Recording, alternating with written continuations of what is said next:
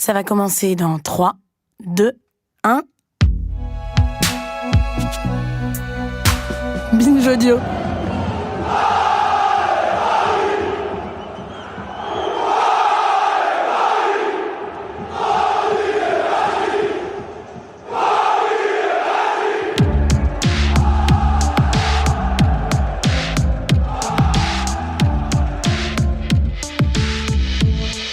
Salut, c'est Thomas Rozek. Il y a quelques temps dans ce podcast, quand j'avais une meilleure voix, on a longuement discuté de ce qui pousse les sportifs à s'engager, à prendre publiquement position pour des causes essentielles, à sortir de la réserve polie que leur statut d'icône et leurs juteux contrats publicitaires leur imposent habituellement. On y comparait le cas des sportifs américains très présents récemment sur ce terrain aux sorties plus timides de leurs homologues européens, notamment les footballeurs. Mais depuis, les choses ont changé. La violente agression qu'a subie le producteur de musique Michel Zecler a poussé certains des plus grands noms du ballon rond à dire fermement ce qu'ils pensaient des violences policières, ça c'est pour les paroles. Pour les actes, tout s'est joué le 8 décembre dernier lors du match entre le PSG et le Başakşehir d'Istanbul en Ligue des Champions et le départ des joueurs du terrain après une réflexion raciste d'un des arbitres. Est-ce que le foot serait en train de redevenir politique, lui qui le fut tant au siècle dernier et si peu récemment? C'est ce qu'on va se demander avec notre épisode du jour. Bienvenue dans Programme B.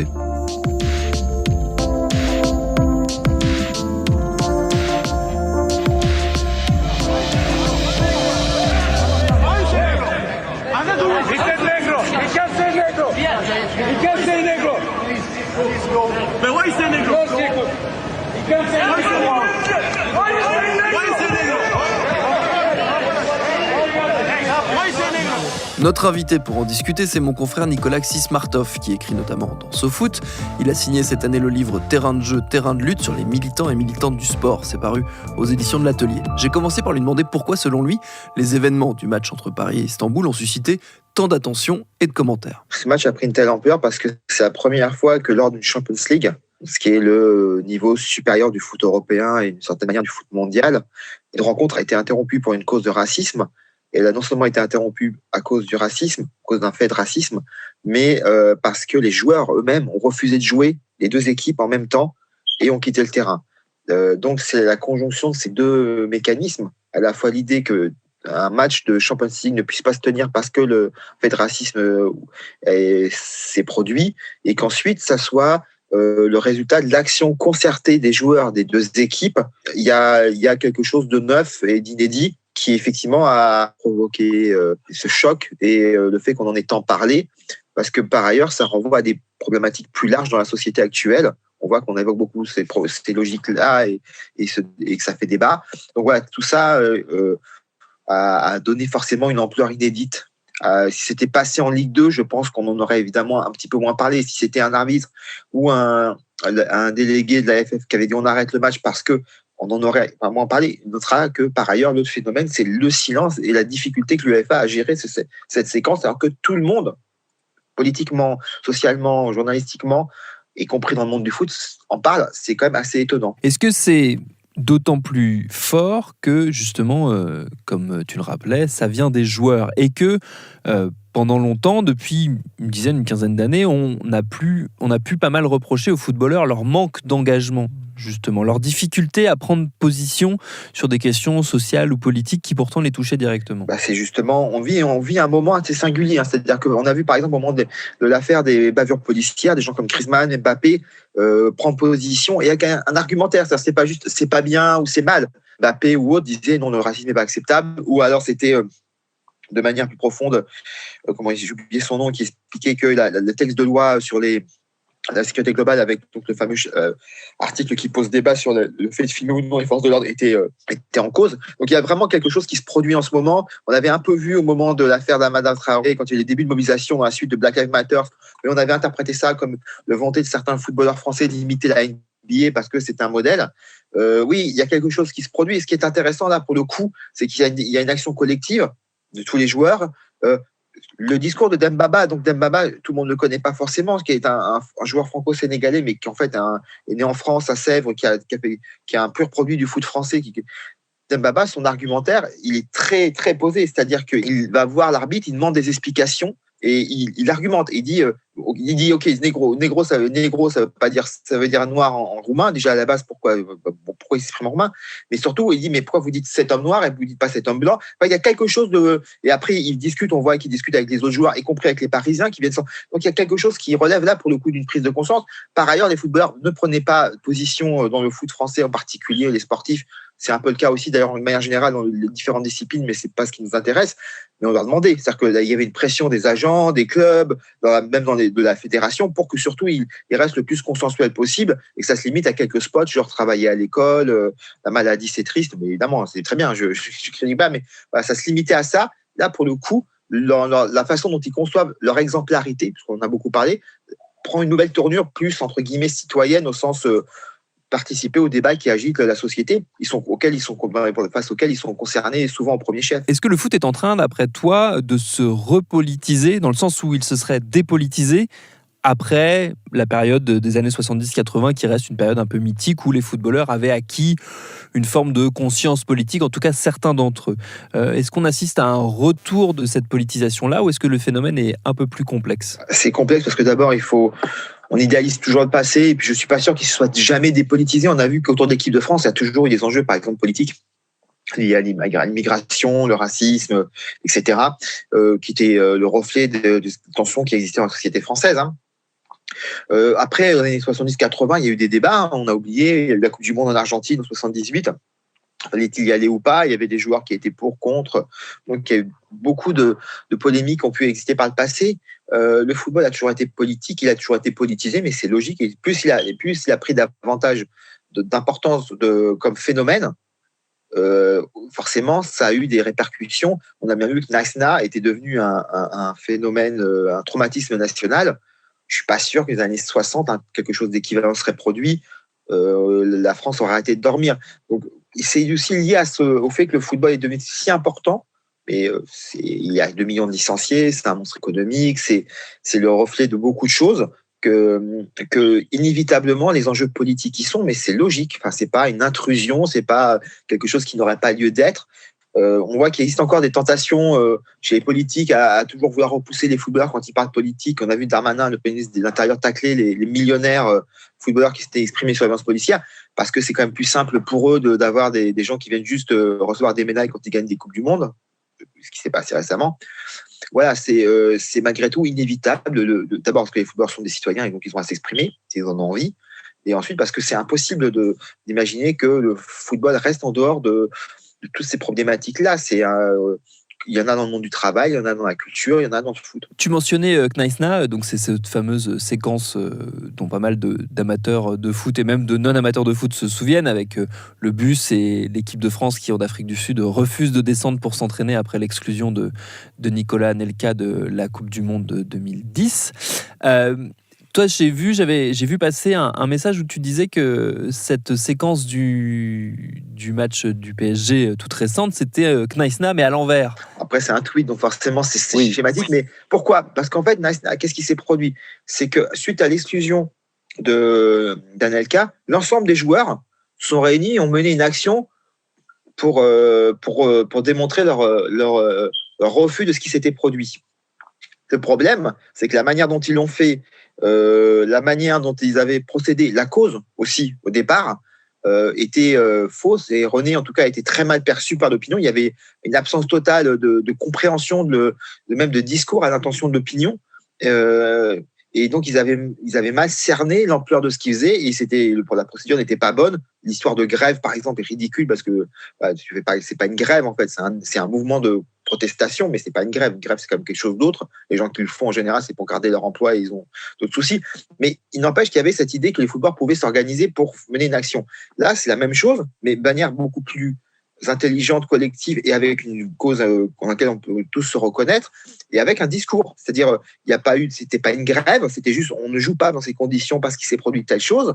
On explique pourquoi, et dans le feu de l'action quand même, c'est pas mal. Tout le monde était posé. Il y avait d'ailleurs une relation, l'entraîneur et les clubs ont soutenu leurs joueurs.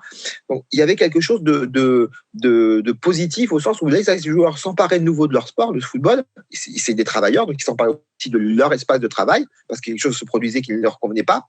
Et en même temps, ils le faisaient de manière extrêmement intelligente, posée, organisée. Et on a vu que le lendemain, ils se sont mis, on a même vu qu'ils s'étaient mis d'accord entre eux. Ils ont rejoué le lendemain. Donc il y avait quelque chose de, donc je dis au positif, c'est ce que devrait être le modèle d'organisation des footballeurs, c'est-à-dire une capacité à parler malgré tout aussi intelligemment à l'opinion, qu'ils ont su interpeller à travers leurs différents réseaux sociaux. Donc voilà, il y a tous ces mécanismes-là qui m'ont fait dire ça, parce que Naïsna a été effectivement vécu comme un traumatisme national pour plein de raisons. Mais c'était aussi l'embryon de quelque chose. C'est-à-dire que c'était, à un moment, les footballeurs ne subissent pas simplement bêtement les choses en disant non, tout est acceptable. Le problème, c'est que d'abord, il y avait un problème réel. Après, il y a aussi la responsabilité de Raymond Domenech dans la gestion de la crise qui devrait être posée. Mais ça, on n'est pas pour parler de Naïsna. Mais voilà, ce que je vais vous dire en rigolant, un tweet, c'est toujours un espace pour quand même, il ne faut pas toujours prendre ça au pied de la lettre. Sinon, j'ai des articles assez longs pour développer.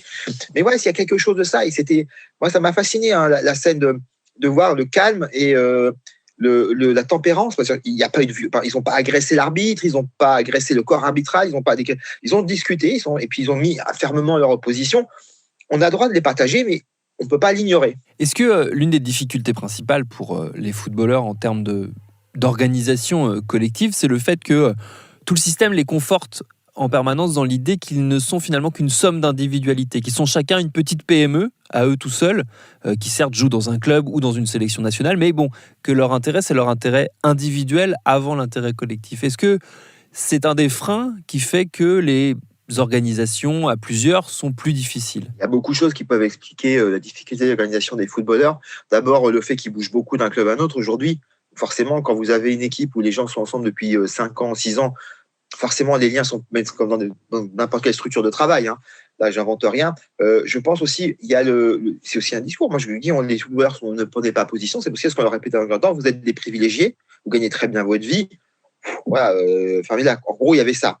Alors que ce n'est pas un discours recevable, à mon avis. Une autre dimension qui n'est pas à négliger, c'est que par ailleurs, les instances, c'est vrai, ont la volonté sont devenues des grosses structures commerciales. Les grosses structures commerciales, on le voit bien, ont plutôt tendance à vouloir être dans le consensus, le conformisme pour vendre.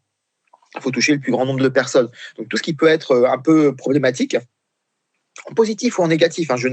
On voit bien ce que Ozil a payé pour avoir posté une photo avec Erdogan, qu'on a le droit ou non de pas partager. Hein. C'est vraiment pas la question de positif ou de négatif. Là, je dis juste que tout ce qui peut dépasser est vécu comme un problème économique, un problème commercial.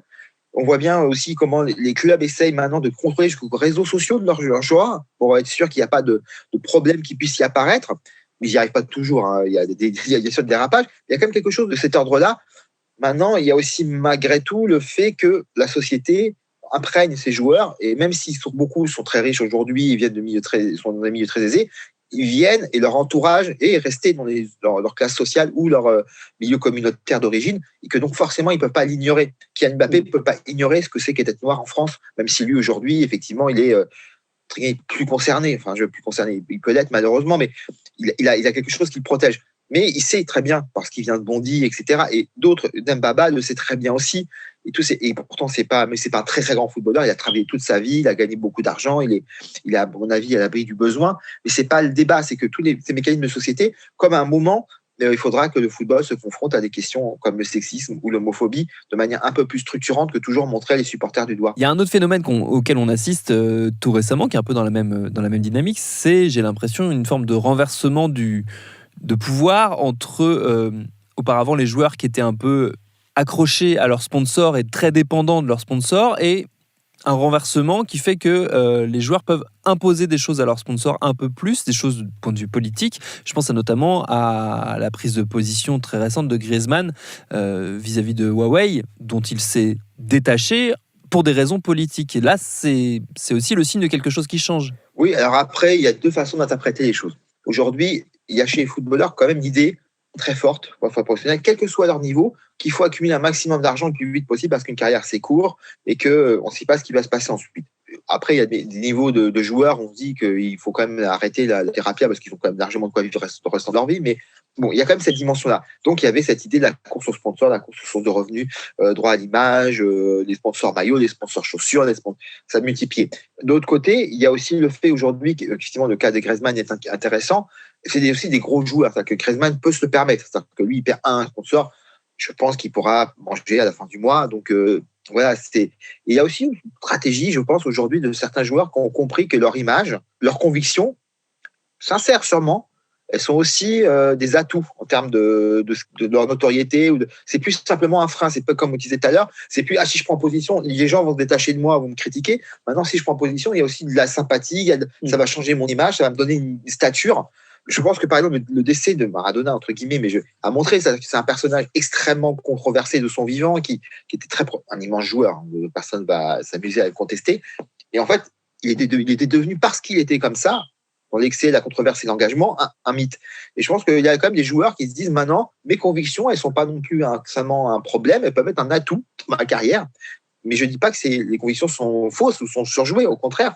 Mais jusqu'avant, il les taisait. Et ça peut-être les conduire. Kylian Mbappé était par exemple très lisse. Moi, je mettais beaucoup d'indulgence qu'il était très jeune et qu'il est devenu champion du monde à 18 ans. Enfin, imaginez la chose. Il rentre au PSG avec une stature, des attentes énormes. Mais Mbappé était plutôt lisse. Et là, il commence un peu à sortir de ce rôle-là. Je ne pense pas que ça lui soit venu un matin en se levant. Je pense qu'il y a aussi une réflexion, parce que je sais qu'il est très entouré. Voilà, il y a plein de joueurs aussi, je pense, qui commencent à se dire, ou leur entourage se dire que, contrairement à ce que pense le club ou l'agent ou le sponsor, à un moment, ça fait aussi... Moi, je pense qu'il y a aussi cette sensibilité aux réseaux sociaux qui doit pas être négligeable. Mais tout ça, je dis, c'est normal. C'est que, quelque part, quand vous êtes des figures médiatiques à ce point-là, quand vous avez des centaines, voire des millions de followers sur Internet, vous devenez un média à vous tout seul. C'est le cas par exemple, de quelqu'un comme Neymar. Vous êtes un média à vous tout seul. Vous avez à avoir aussi une réflexion de stratégie quasiment médiatique de comment passer votre message et votre image. Voilà. Donc c'est un peu logique. Il y a effectivement une concordance assez saisissante. Tu as devancé une réflexion que je m'apprêtais à partager avec toi entre la disparition de Maradona, qui incarne quelque part ce foot des années 80, enfin un peu 70, mais surtout 80, plus libre, ou en tout cas moins formaté que le foot actuel, beaucoup moins lisse et parfois plus politique, puisque Maradona a eu des prises de position politiques, des fois dures à suivre, mais réelles. Et donc la concordance entre sa disparition et ce moment médiatique qu'on est en train de vivre depuis quelques temps, où les footballeurs sortent un peu du bois. Et j'ai l'impression que les deux sont quasiment liés. Alors c'est peut-être juste une coïncidence, mais je peux pas m'empêcher d'y voir une espèce de dynamique. En tout cas, il y a une interpellation. Des événements s'interpellent.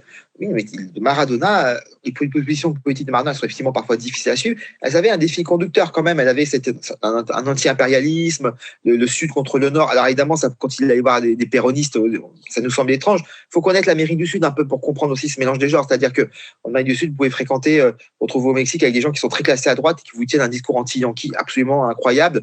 Et voilà, donc il y a quand même, par exemple, la sympathie pour Cuba dans l'Amérique du Sud, elle transcende les clivages politiques. Le sentiment que cette île se fait massacrer par les États-Unis, sans qu'il y ait forcément de sympathie pour Castro, mais le sentiment que c'est vraiment injuste qu'ils vivent.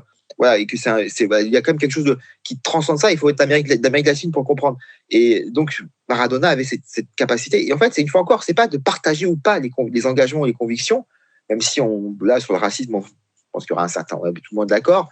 Mais voilà, c'est de dire qu'aujourd'hui, les footballeurs commencent à comprendre que leur rôle, même exemplarité, dans cette dimension de leur rôle, si certains ne veulent pas le faire, c'est leur droit évidemment, mais il y a leur dimension, leurs engagements, leurs convictions n'est plus un souci, et peut être un atout.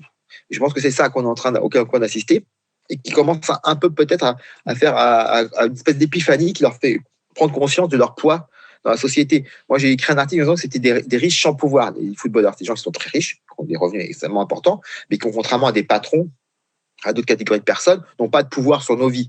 Ils ne décident pas de licencier, ils ne décident pas de loi, ils n'ont pas cette dimension-là, évidemment. Là, je pense qu'ils commencent à comprendre que leur image, leur aura, peut leur donner pas un pouvoir, quelque chose d'assez équivalent, en tout cas une exemplarité qui guide, et on a vu avec Marcus Rashford en Angleterre, qui peut leur permettre même d'interpeller les politiques pour leur demander de prendre leurs responsabilités. On est au-delà de la philanthropie. Ça, ils le pratiquent tous, de donner de l'argent. Mbappé donne beaucoup d'argent au secours populaire, c'était de notoriété publique, parce que lui-même sait qu'autour de lui, des gens en ont profité. Mais ça, c'est de la philanthropie, c'est respectable, mais c'est autre chose. Là, on est des personnalités, on vient de certains milieux, et on vous donne notre opinion de ce qu'on accepte ou plus maintenant. Et après, moi, je pense qu'on va avoir des chocs. Il y aura des gens qui vont prendre des positions qui vont nous laisser peut-être ébahis, qu'on ne partagera pas. On a pu le voir par le passé, quand certains des Brésiliens ont supporté le président brésilien, par exemple. C'est quelque chose qui est en train d'évoluer et qui est logique. Et avec l'écroulement spectaculaire du diffuseur Mediapro qui devait assurer un avenir tranquille à la Ligue 1, peut-être qu'on va voir fleurir, sait-on jamais, chez les joueurs une remise en question de la course en avant capitaliste dans laquelle s'enferre le foot. On peut toujours rêver, ça pour le coup c'est gratuit. Merci à Nicolas Xismartov pour ses réponses. Programme B, c'est un podcast de Binge Audio préparé par Lauren Bess, réalisé par Geoffrey Puitch. Abonnez-vous sur votre appli de podcast préféré pour ne manquer aucun de nos épisodes. Facebook, Twitter, Instagram pour nous parler. Et à demain pour un nouvel épisode.